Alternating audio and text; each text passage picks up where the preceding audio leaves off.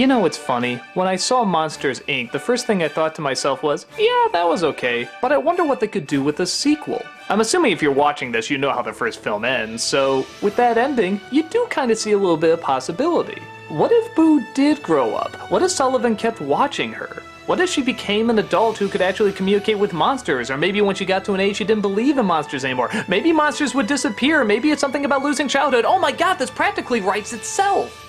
But instead, Pixar said, fuck it, let's just do 80s college movies. Yeah, because those two go so hand in hand.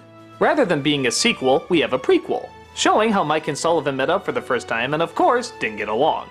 Each one thinks they're gonna be the greatest student at Monster University, so naturally all sorts of competition and comedic antics take place. But this menacing dean decides she doesn't like them.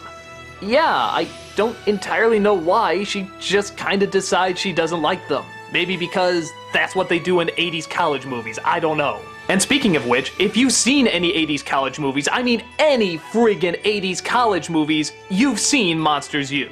It's not a satire of 80s college films, that would be funny. It's not doing anything different with 80s college films, again, that would be funny. All it's doing is taking the exact same characters you've seen a million times and replacing them with monsters. The bully jock, the nerdy worm, the stick-in-the-mud dean, the quirky dorks, the need to make their frat house the greatest frat house that there is, and of course, all these people who don't get along trying to find a way to get along in the end.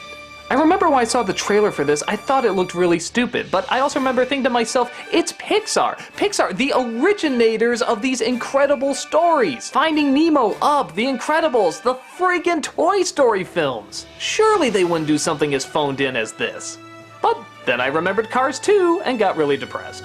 Outside of a few designs of some of the monsters, it's amazing the lack of originality this film has. Everything exists just to follow the 80s college movies tropes. I remember before seeing Muppets Most Wanted, they had a short based on Monsters U, and you know what? It was a million times more interesting. They took advantage of their environment and did something new with it. The only problem is, that was just a few minutes long. This is an hour and a friggin' half. It's easily one of the most boring Pixar films I've ever sat through. You can predict every joke, you can predict every moment that's gonna happen. Why was this deserving of so much time and effort to go into it? The only new thing that pops up in this film is the ending, and without giving away too much, it is probably the only really good thing in it. It's kind of the idea that you don't need to follow the traditional path that everybody else does, but it's done in a way that's actually kind of clever and probably hits close to home for a lot of people. In fact, if I had to guess, I would assume this whole film was made just so it could get this message across. It's a message you don't see much in movies, and especially in animated family films.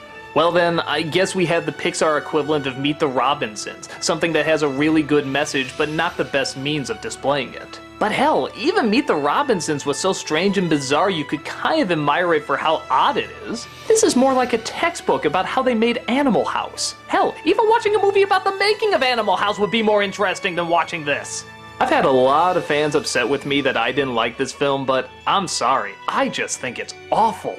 I tried to go in with a clear mind. I tried to open up to the idea that this could somehow work. But it just sucks out all the funny, all the originality, all the interesting characters, all the neat story ideas for such a stale experience. I guess there's nothing bad in it in terms of stuff that'd be like offensive or unwatchable for your kids, but for anyone who's an adult and has seen 80s college movies to death and wants to move on to something else, this is a definite film to scare you away.